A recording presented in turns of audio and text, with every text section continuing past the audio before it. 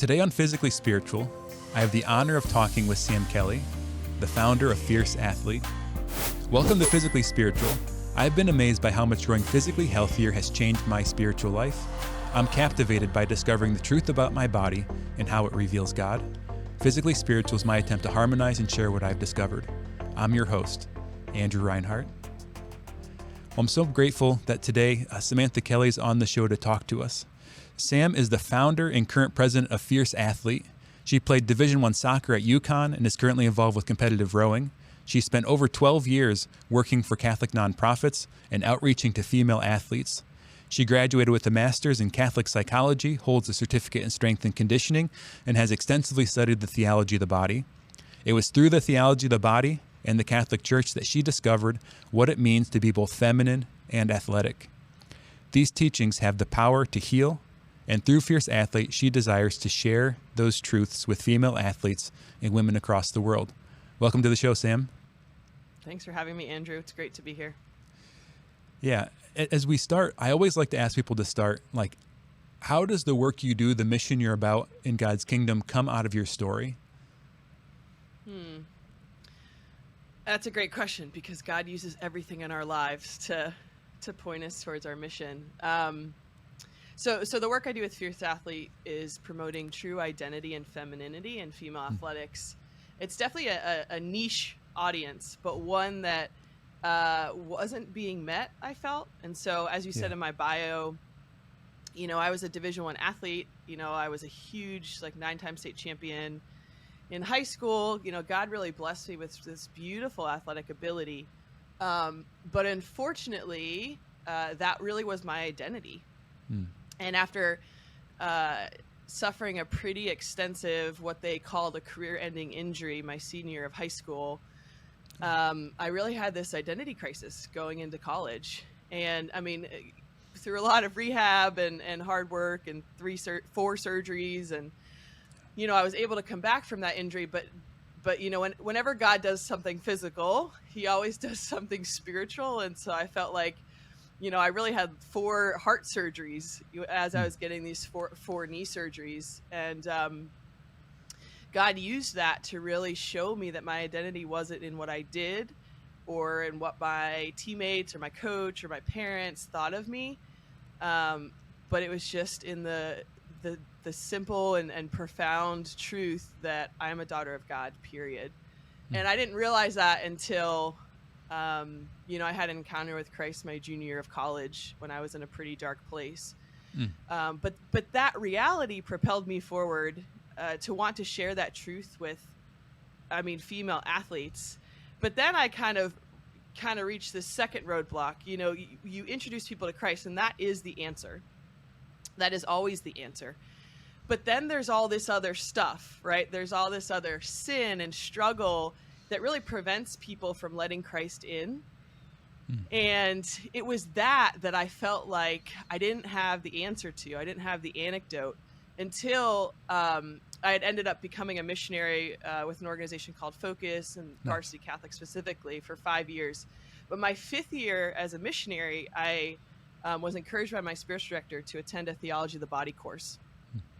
And suddenly I felt like I had the antidote. I was learning the beauty of the female body, the beauty of female sexuality, what it is to be feminine.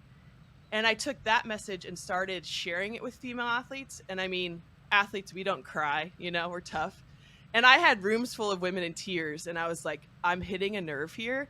Yeah. And so that was kind of that second propelling forward to actually form Fierce Athlete, an organization that is specifically for women, for the women's heart, to speak about these things and help women really integrate them as they're, facing the intense pressures of high-end female athletics. Yeah, I can relate to that. I was a high school wrestler, and I wasn't quite at the level that you were, it sounds like. I just kind of got to the state level. I didn't win it all. But going into college, it was a shift of identity for me, too, because I was at Ohio State on the club, discerning whether or not to try to walk onto the team. And in that process, the Lord was working on my heart, and I felt called into the seminary. But while at the same time I blew my knee out for the first time, which then in the next 4 years after that, I had 4 knee surgeries from different injuries. And I think that my fall might have been a little more cushioned because the Lord was already kind of pulling me in to the faith as that injury had happened. And I went into the seminary then the next year. But yeah, just that dynamic of losing something that was so core to my identity, because Christ had found me when I was in junior high. Like, that's when my faith had started. But I still put so much of my identity in being an athlete and in performance. And when that was gone, I had to like figure out what to fill my life with.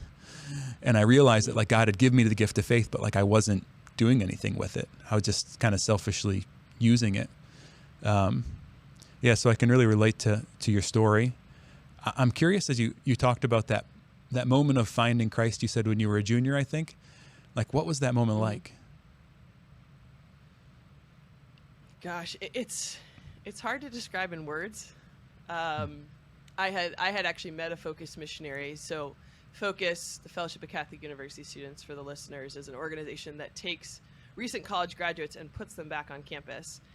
And I mean, God has total control of my life. He moves mountains for me. My junior year, at that point, I'd kind of been on and off going to Mass. Yeah. And I went to Mass during preseason to escape preseason. It was like my only motivation.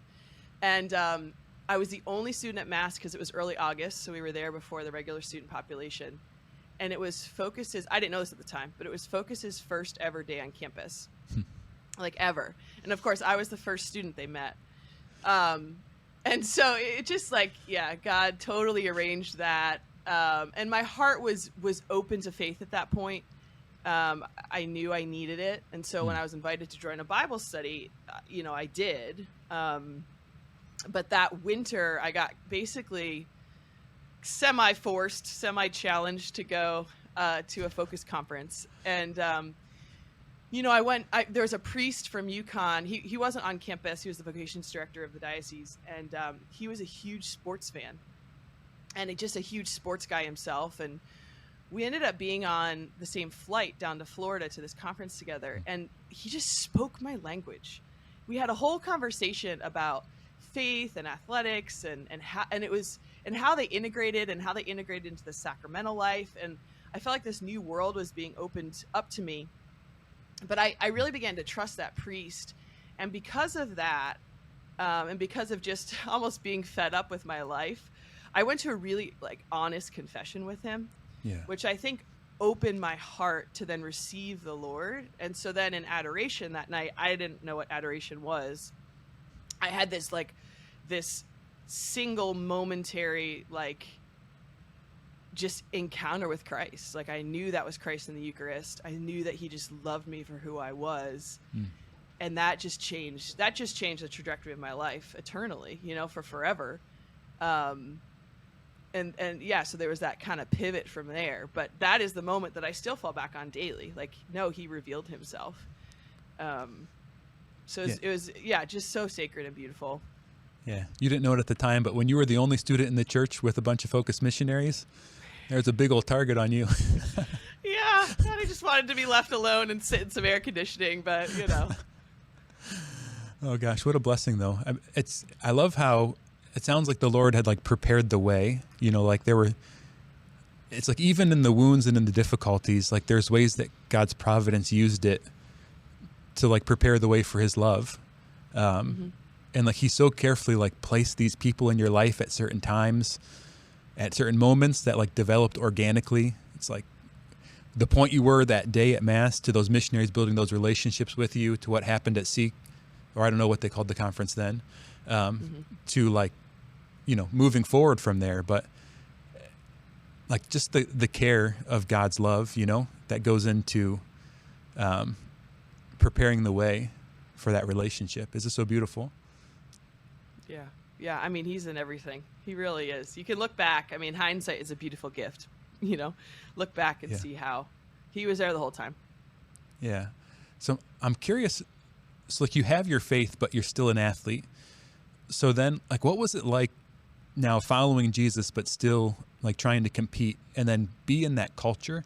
Because I think there's a culture to athletics, and probably even a more specific culture to female athletics that like I don't think people have like a window into. Like they see the people playing the sport on television and they want them to do well, but they're not like in the locker room.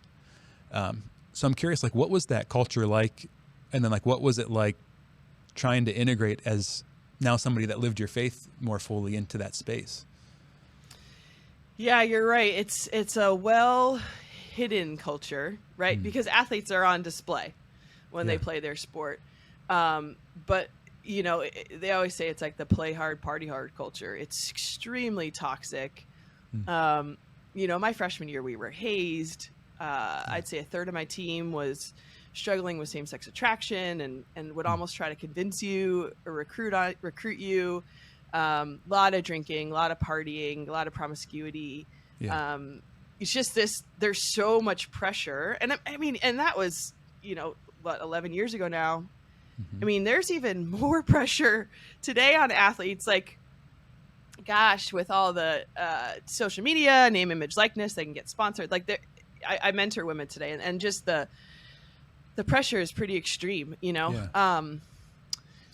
But coming back, it was, you know, I had to take a step back almost for a little bit from the team as I was formed deeper in my faith. But my heart, like, knew, and again, like and I say this to parents, if there's any parents listening, like, trust the foundation you've laid for your child, because my Catholic foundation saved me and preserved me from so much. Like, it could have been so bad looking back. So I was almost considered the good kid on the team, but still wasn't perfect and still, you know, drank with the team and things like that. But, you know, so I had to almost first take this step back and kind of reevaluate. But as my foundation became stronger in my faith, my heart just grew and couldn't help but want to share it with my team. You know, it broke for them. And I think that's what motivates me still today. It broke for them because they didn't know who they were. And they didn't know that they were loved. And so my goal became to love them. And for some of them, you know, that was inviting them to mass. You know, like my senior year, we had 3 of us that prayed before games. By my 5th year, we had 12 that were in Bible study with me. You know, when I had my reversion, I was the only practicing Catholic or Christian on the team of 30 women. But to really begin to create and change that culture and invite the girls to alternate forms of fun, to pray with you, to go to mass, you really saw the culture change. But then there was the other girls that weren't ready for that. They weren't ready for that. And so my goal was to love them. And so I would be the kid that say, hey, call me at 2 a.m. when you need a ride. You know, I would drop them at a party. I'd go to adoration and pray for them, and then I'd go pick them up. Every practice became an offering for them. I mean, by name, per sprint or per rep in the weight room, I would just whisper their names and pray for their reversions and their conversions. My heart was just moved towards them because I already had loved them, but now it was with Christ's love, and I wanted them to know him. I love that. I love so many people, I think they see where the culture is, and they keep, I think, too much fear around it, you know, like it's contagious. And without Jesus, it kind of is. But I love the image in the scripture of that woman who has the hemorrhages, and she touches Jesus, and the power goes out from Jesus to heal her. And, you know, people were scandalized by that because obviously because of her state, like she was ritually unclean, and coming in contact with somebody who's ritually unclean was supposed to make you unclean too. But like Jesus wasn't made unclean by contacting people. By contacting Jesus, others were made clean. Right? So I think it's the same with us. Like when Christ is in us and we're working in the Holy Spirit, it's like the world doesn't make us unclean. Like we're emanating Christ out to the world. Right? So there's a posture. Aggression seems a little strong, but like we don't have anything to fear if we have our full identity in Christ. And it seems like you brought Christ into that locker room, and then like it emanated out from there, and that's so awesome. Yeah, and I mean, I had to learn to stay rooted, right? Like I couldn't just go and do that all the time. You know, I had to have my foundation in, you know, daily mass and prayer and having a group of friends, outside of soccer and through the kind of the Newman Center on campus, so that I could stay, pure and clean and good, so that when I was walking into those situations, I could exemplify Christ. Something I love about that story, and it's kind of implied, I just learned this recently, but if you look at Mark at the hemorrhaging woman, a few chapters later, I don't know what town Christ is in, but it says the people crowded around him just to be able to touch his cloak and be healed. Mm-hmm. And what's implied by that is that woman who was healed, the hemorrhaging woman, must have then gone and told everybody, just touch his cloak, because how else would people have known, if I just touch his cloak, I will be healed? And it's so beautiful. It's that, just that reality of when we encounter Christ and he makes us pure and clean and heals us, we can't help but share it.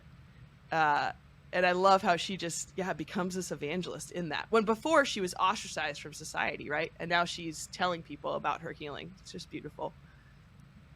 Yeah. I'm curious, what was it like becoming a missionary? Because like when I left seminary, it started with getting a word for mission in prayer. And I realized that God was calling me on mission like here in the United States for the new evangelization. But then I started to get a word for marriage, right?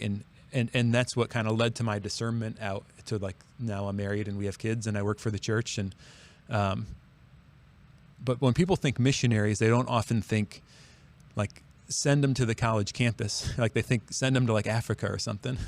Mm-hmm. So what was it like becoming a missionary for college campuses? Sure. It's interesting. While I was a missionary, I did spend some time in Calcutta, India. I brought some college students with me we were there for 5 weeks. And, that's poverty. Yeah. Like every day I'd see these 2 kids sleeping on the sidewalk, with bricks as pillows. Like that is utter poverty. But even after my time in Calcutta, volunteering with Mother Teresa's sisters, I was never more convinced that I was supposed to be a missionary in America. Because despite having nothing, quote unquote, materially, like there was just so much joy and community in these people. And Mother Teresa is famous for saying that the spiritual poverty of America, or of the West, is worse than the physical poverty of India. Yeah. Because we have a poverty where, especially on the college campus, where, students feel alone, they feel depressed, they feel like their lives don't matter. In the day of phones and social media, we've actually never been more isolated, more anxious. And so, the college campus is this interesting place where these young people are trying to discover themselves, but also being highly influenced by a very toxic culture.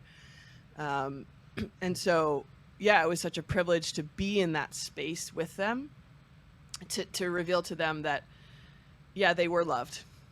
So it was its own poverty. It is its own poverty in a way. Yeah. Yeah. I especially think of like when you go to college, you're leaving your family, typically, not everyone, but there's this vulnerability that those young people have, right? Because, they're no longer under the protection of their mom and dad or whatever protection they had when they were little, hopefully some. But then there's also this opportunity because there's so much space in their life. Like the work I do now in evangelization, helping parishes, the question is like, how do you get a slice of people's life? Like people are so busy, they're so committed, they're between what they watch and what they do and kids' sports and everything else. Like it's just hard to get a critical mass of people's time to actually evangelize people. But that's not such like a struggle on campus because everyone shows up and doesn't have anything to do other than the athletes. Who probably had that problem too. But I was just curious, what was that like then? Now going to campus, you're the missionary, and you have this opportunity. Yeah, right. It's like a microcosm a little bit. We were just able to be radically available. And there was an issue with that, which we can talk about. Again, there wasn't a great physical spiritual balance, which is one of the reasons, like you, I fight so much for that balance today. Yeah. but yeah, you do have time and space to be with people. I mean, athletes, it's a little bit tougher. I did a lot of outreach to athletes, and you have to be where they are, and you have to work weird hours to be able to fit into their schedule. But that's what I committed to.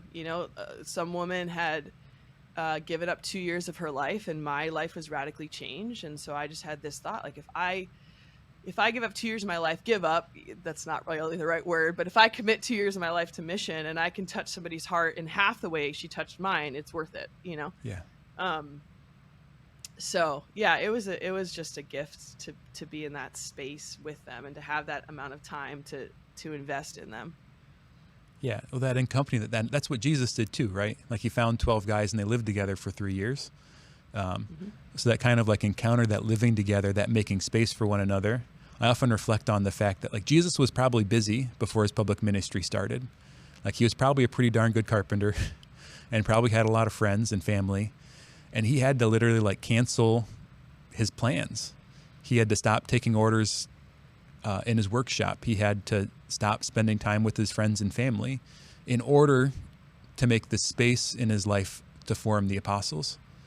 And it strikes me that that's like the heart of being a missionary, is like making space in your life to make other people, basically that kind of discipleship relationship.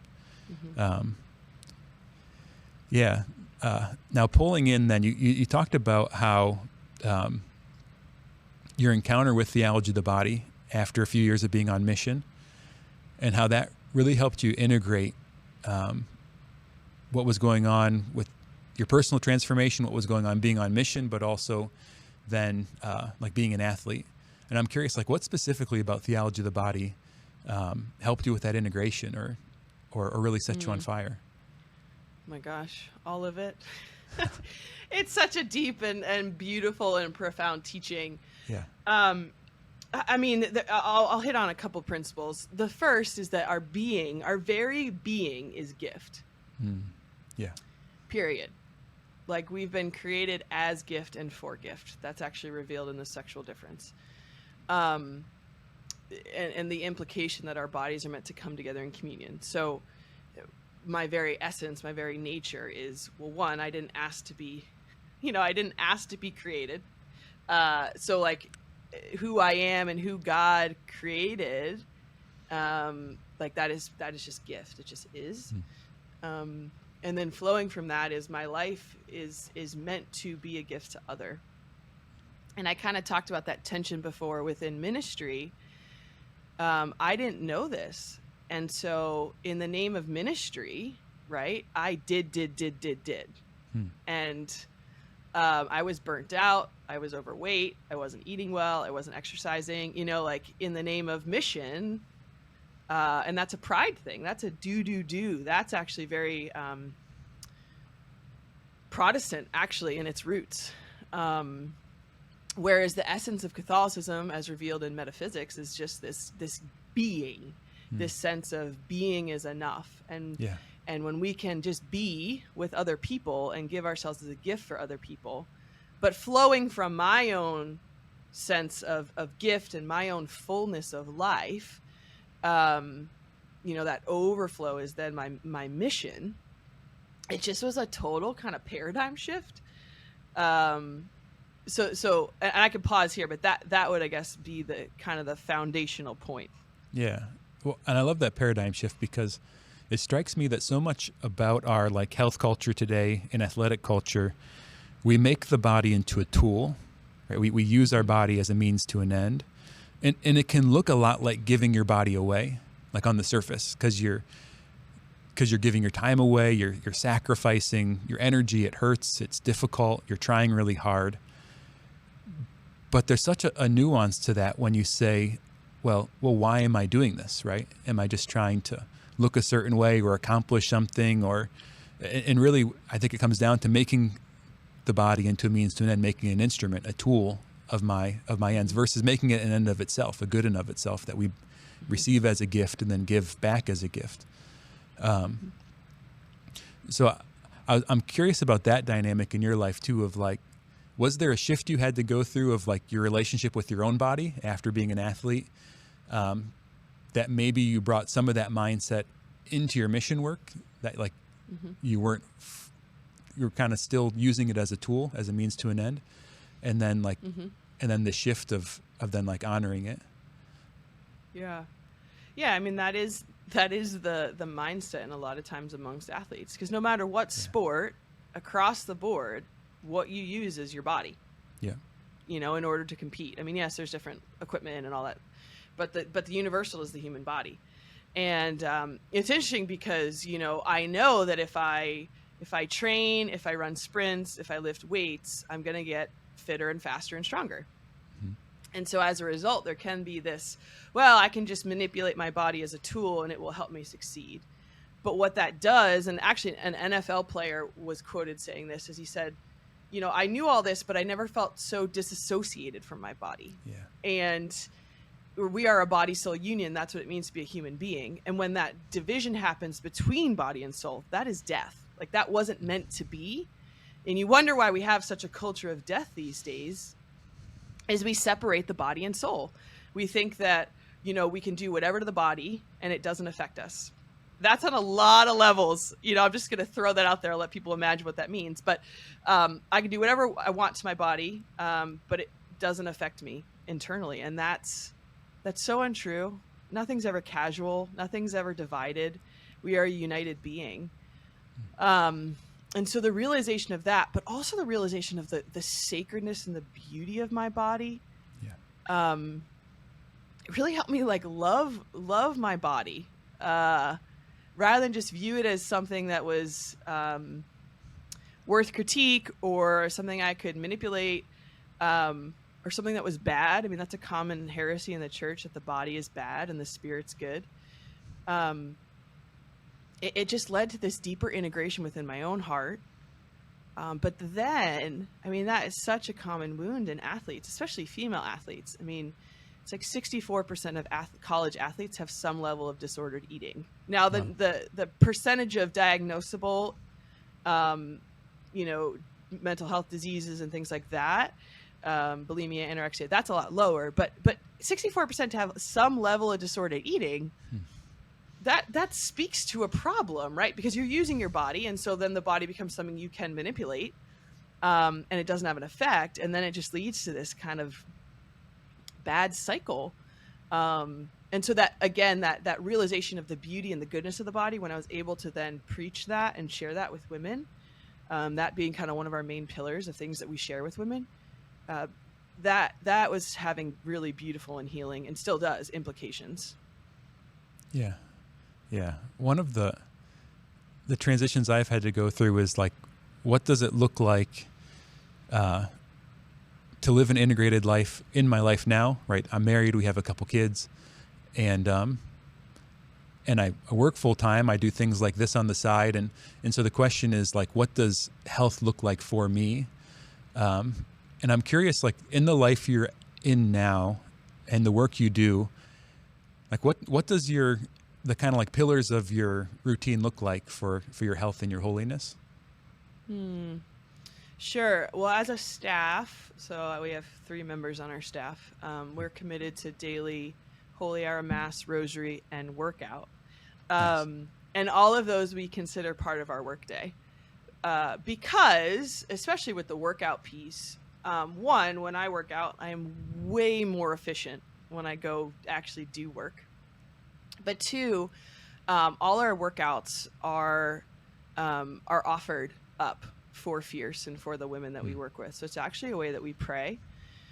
But those pillars, right, that, and then we also kind of have, the just mental formation and things. We're often, reading a book together or checking in, right? Again, I've spent the last, 6 years running this, really fighting that do mentality, even though I'm an extremely active, love to be on the go type person. Because of that, I run really hard. I travel the country. I have to build in rest. I wasn't given a lot of rest. 1, as an athlete, maybe, but 2, as a missionary, it didn't happen. I didn't prioritize it. I wasn't told to prioritize it. And so, like I'm coming off just a crazy trip, the last 2 weeks. I think I've been in like 4 states and a bunch of different talks. And so it's like, okay, I have to make sure that I'm taking a few days to just recover, just to reestablish my base. Because again, and I love this, I think this is St. Bernard of Clairvaux, but he says that we're supposed to be a reservoir, not a channel. And so many people in mission are channel, right? Their spiritual life and things just flow through them and empty. But we're called to be a reservoir. We're called to fill up, and then our mission is the overflow. And so that deep interior life, I'm going to shout out book right now. I'm rereading it. It's called The Soul of the Apostolate. Yeah. And I read it when I was a missionary, and man, God always takes us deeper, but I wasn't living it as much as he's calling me to live it now. But like our deep interior life, our deep encounter daily, multiple times a day with God, like all our mission has to flow from that. And that's the only way to really, I guess, have confidence that the mission's going to succeed. And again, succeeding is defined differently, I think, by the Lord. But I've been so convicted lately of that. Yeah. And it's been really, really good to focus on it. What does rest look like for you? Like, what do those days look like when you're recovering? It's funny. My parents live at the beach. Oh, nice. So I try to get there every 6 to 8 weeks. And rest for me is not sitting around all day. Yeah. It's doing life-giving things. Like I have a very active family. So we're out biking, and then we're playing pickleball, and then if it's warm out, we're swimming, and then like we're just very active, but my heart is in a state of rest. I'm not constantly thinking about all my to-dos. I'm taking like deep prayer time. I'm just like doing things that bring me life. I try to do something that brings me life every day. Prayer and working out does that. But when I kind of step back and I step into beauty, and I have this place of like, I can just be and I can release. It's almost this posture rather than, I'm just idle all day, because that's not how I rest, if you will. Yeah. Yeah. It's like that true idea of leisure. Like classically, like studying was considered a leisure activity. But like, how does our culture handle that? Is like, we just bring that same kind of rise and grind mindset into the classroom, and people will talk to like, oh, you're a student, so like going to school is your job. But classically it was such a different perspective of like, well, this is an opportunity to rest and to discover truth. And this is how I spend a lot of my rest time, is like I read books that other people would probably find really boring. But like, because of the way that my mind was trained studying philosophy and theology, like I rest in that. Like it gives me life to pick up, St. Thomas Aquinas or John Paul II or von Hildebrand or someone like that. And it renews me, versus like if I sit down and, turn on a YouTube video and click on the next video and go to the next one, like I just feel more empty at the end of that time. In both cases, I've been sitting on a chair, but like the emotional and spiritual difference at the end of, an hour of one versus the other is like night and day. So as you were saying that, I was just imagining like a beautiful day at that, your parents' home, just like full of that rich goodness of life. Yeah, that's awesome. So shifting into the work you do, I know like Fierce Athlete's a lot about integrating femininity and athleticism, like true femininity. And I'm curious, like what are the principles that you teach on when you're working with female athletes to help them like see themselves as like a true daughter of God and understand their feminine value, but also, obviously like they still want to win the championship. So like there also has to be like a competitive edge to being a daughter of God. So I'm just curious, like what are the principles you bring in when you're doing your trainings and teachings? Yeah, well, I'll start with Mary as our model. We don't talk about the fierce side of Mary enough, but she's the fiercest woman that ever lived. We just made shirts that said this, the fiercest woman that ever lived. And when we have her depicted barefoot stepping on a serpent, right? Like, she crushes the head of Satan. But she's also the most tender woman that ever lived. There's this beautiful unity of the two. And I think that is really what embodies womanhood. And so when we look at, I'll first talk about competition, but then I'll talk about femininity. When we look at competition, oftentimes our view of competition is not a virtuous one. And how we live out competition is not a virtuous one, but I think competition has the ability to be virtuous.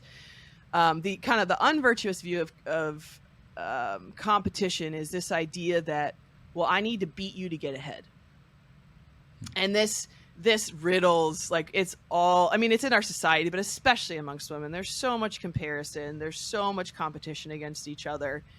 And it's this sense of, I have to step on you in order to get ahead. I have to pull you back. I have to wish that you won't do well, so that I can be on top.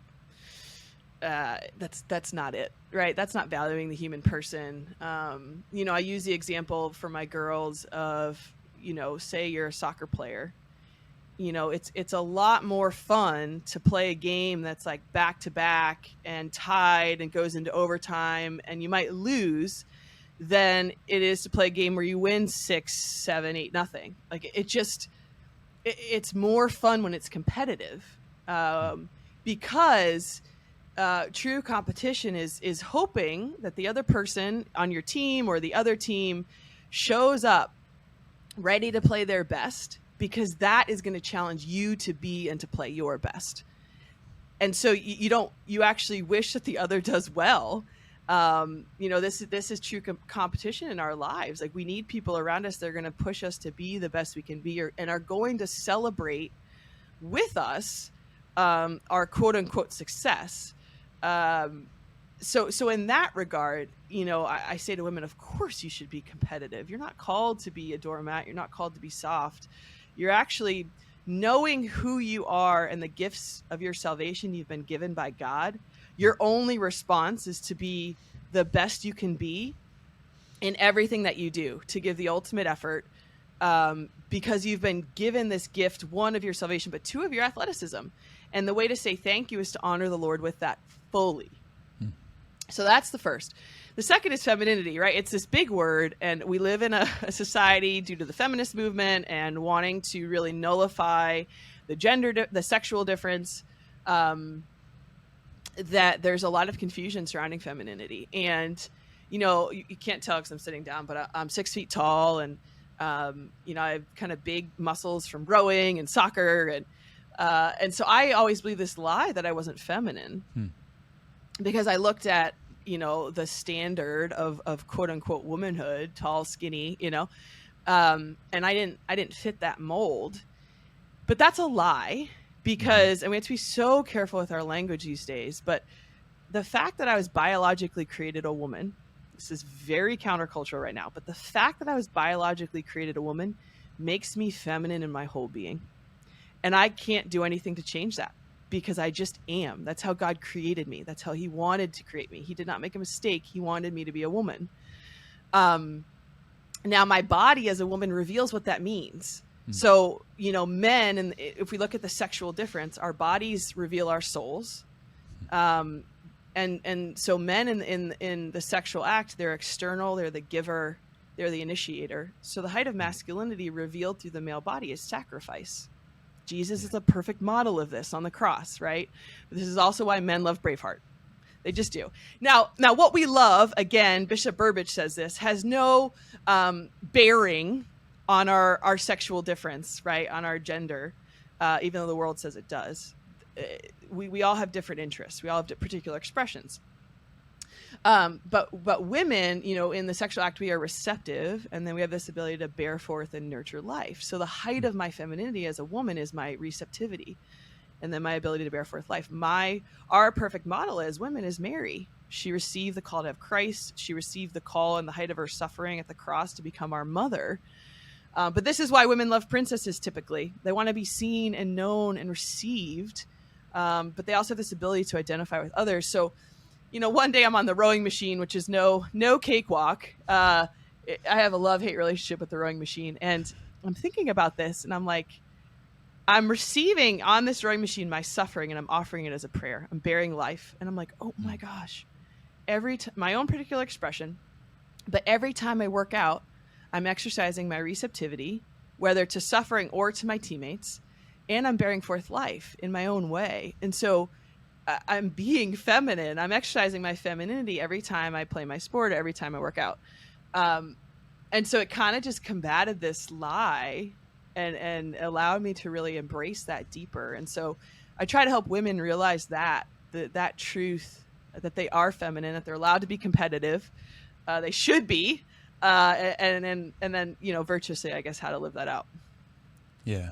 That starting with the image of Mary is so profound. My wife recently led a retreat, and she used the reflections from the Abiding Together podcast on the visitation. And they brought up this point so beautifully that, like, in that interaction, if it was kind of a broken femininity, you could imagine like a jealousy, like Elizabeth thinking like, oh, you're like, God gave you your baby so much younger. Like your baby's God, mine is just John the Baptist. Like there could have been all these like weird dynamics between the two, but like the way that they receive one another as gift, and then that they like magnify God in their reception of one another as gift, and then giving themselves back out, and then the overflow and the fruit of their wombs. It's just such a beautiful image, and I couldn't help but think of that as you were talking about that image of female athletes like competing with one another for the glory of God and for the height of the competition, versus like a more competitive vision of it. Yeah. Mm-hmm.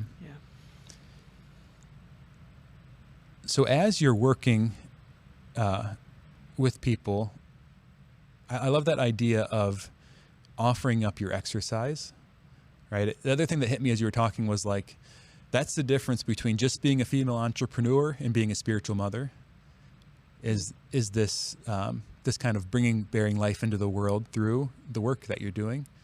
And I'm curious, like when you work with people, like what are other like practical tips you give them for like when they exercise, of a way to like carry this integrated version of the person into their exercise?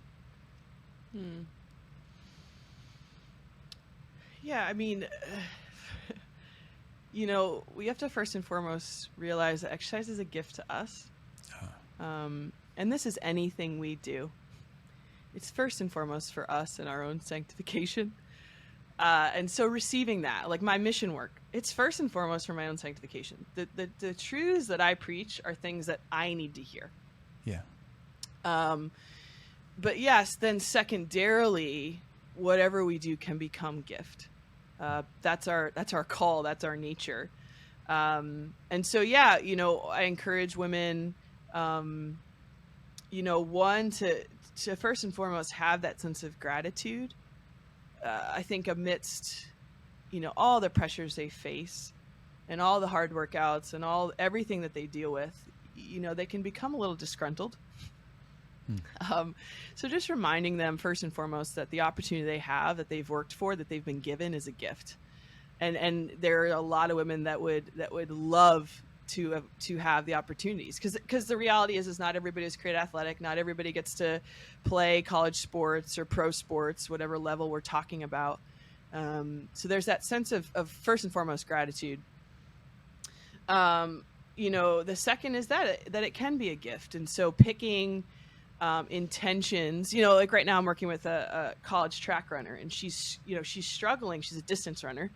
She's struggling to get through her, these are like 3K, 5K, 10K races around a track. Like they're long.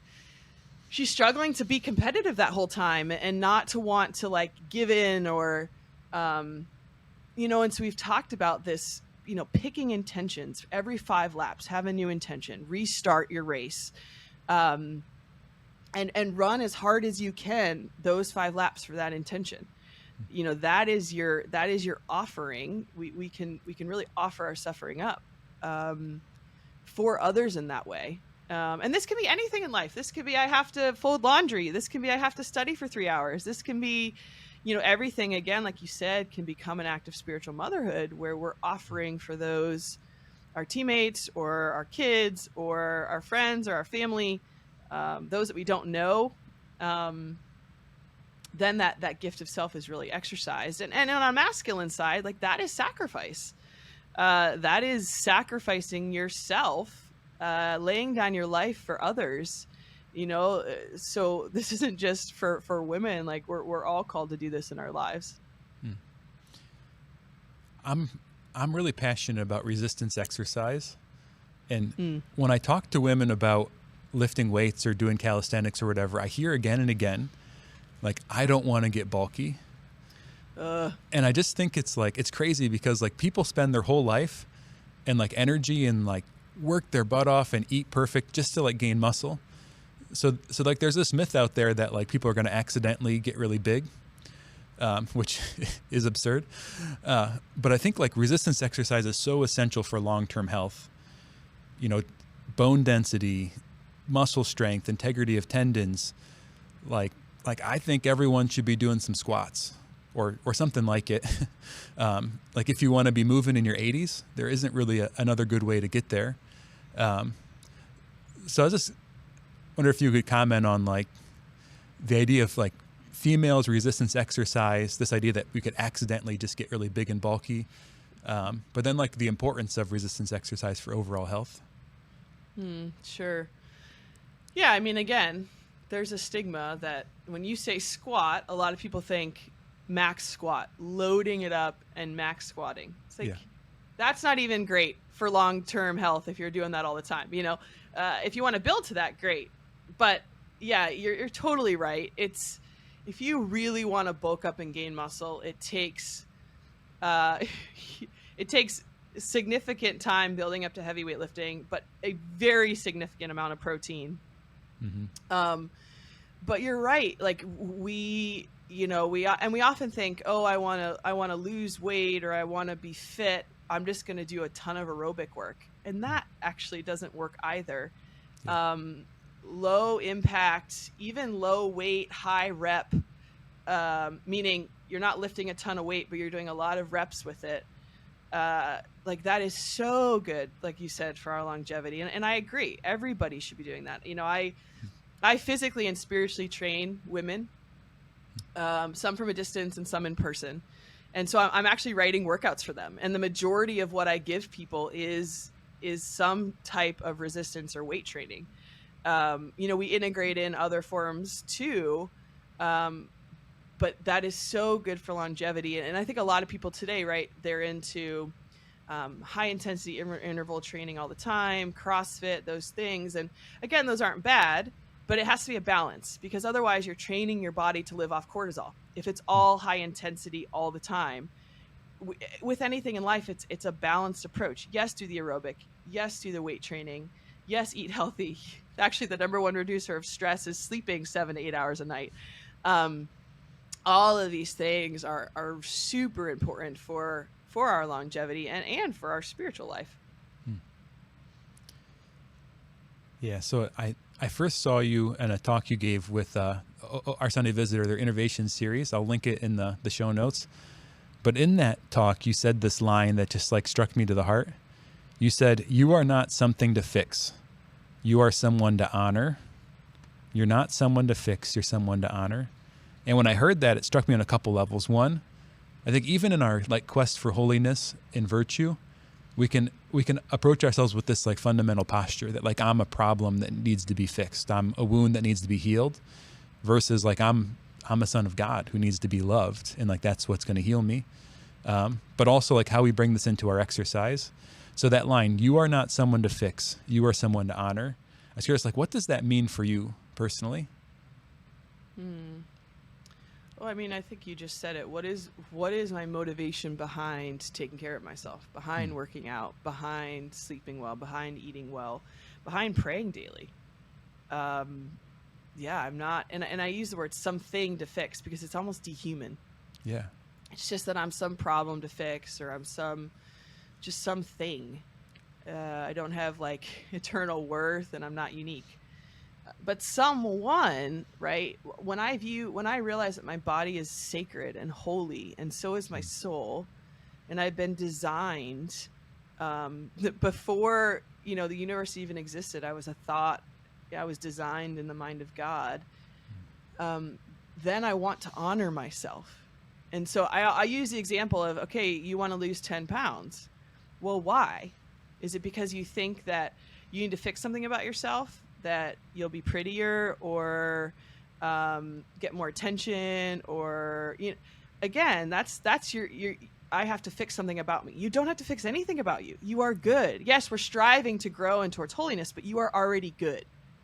Now, if you realize I could lose 10 pounds because that is a way to honor my body, to honor my soul, to be healthier, that is you honoring yourself. And so the result of that, unlike something to fix, which is anxiety and giving up on fad diets, the result of I am someone to honor is a peace.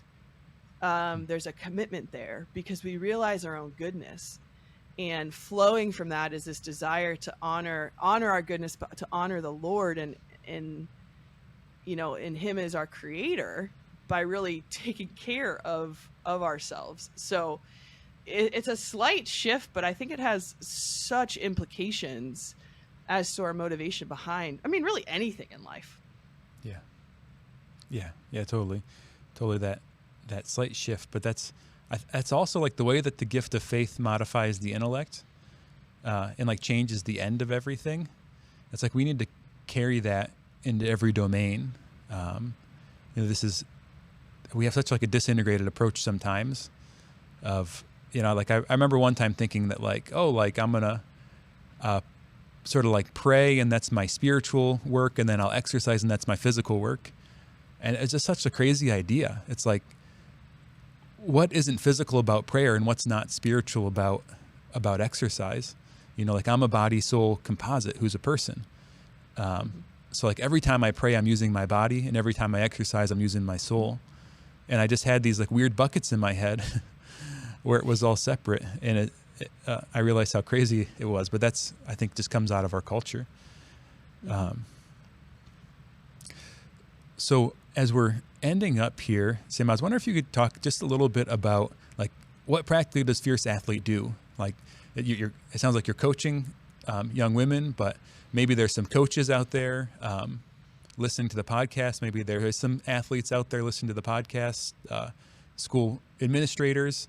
Like what could you bring to the table for these organizations and these teams as a way to bless them in the kingdom?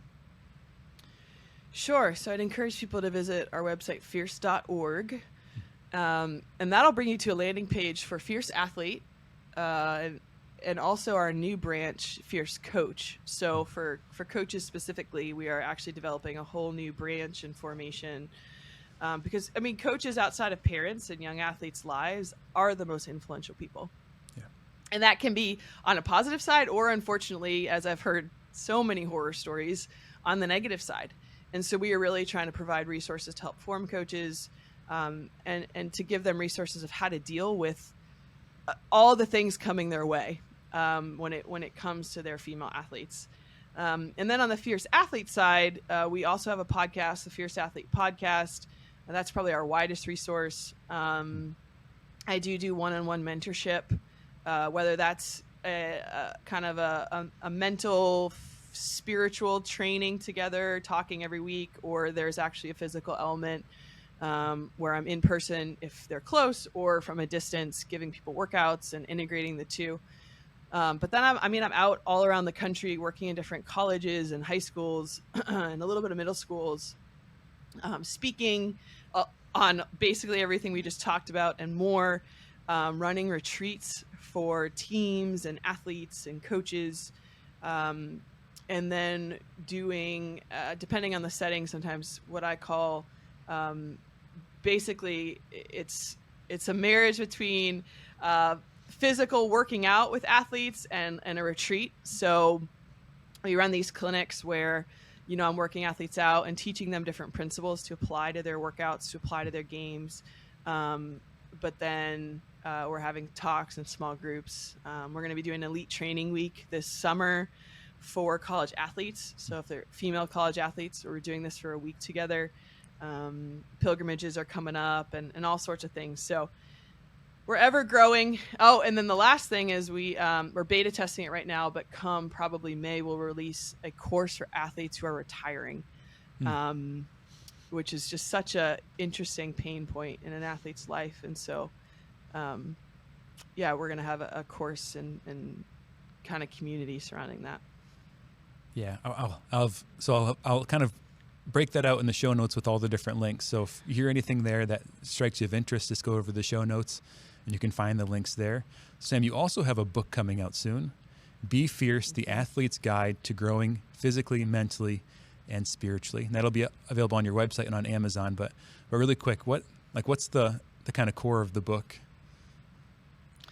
I mean, a lot of what we talked about, we start with identity, but then we're integrated persons. So we talk about not just training the physical side, but also the mental. We didn't talk so much about that today, but it's a huge component. It also affects our body, soul.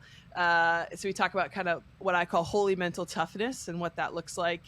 And then, how to live an integrated spiritual life within the athletic sphere. So. Yeah, well, we'll make sure that's in the show notes too, and we'll send out updates once it's published and everything. But Sam, thank you so much. Thank you. Yeah, thanks for having me. Thanks for being a gift to the church, to me today, to everyone that listens, and for the work you do. And I think you're doing such important work in such an area of need. Like you said, it's kind of a niche area, but I think that's good. You can't be all things for all people. So, I just imagine. And I hope that this is something that can spread to all of our Catholic schools, grade schools, high schools, colleges, and all those Catholic athletes that are out there around the country trying to compete in difficult environments. So I just pray blessings on your work. Thanks for being on the show. Yeah, thanks, Andrew, for having me. Thank you so much for being a part of Physically Spiritual. Every moment of the show you've watched, know that I'm grateful that you've given your time to this. I'm so passionate about the message that I'm trying to share, and I'm excited about the future of the show. So thank you for every like, every view, every watch, every follow, every comment, every rating you give in the show. And a special thank you to all you that are already members of the Awakened Nation. So thanks again for supporting the show.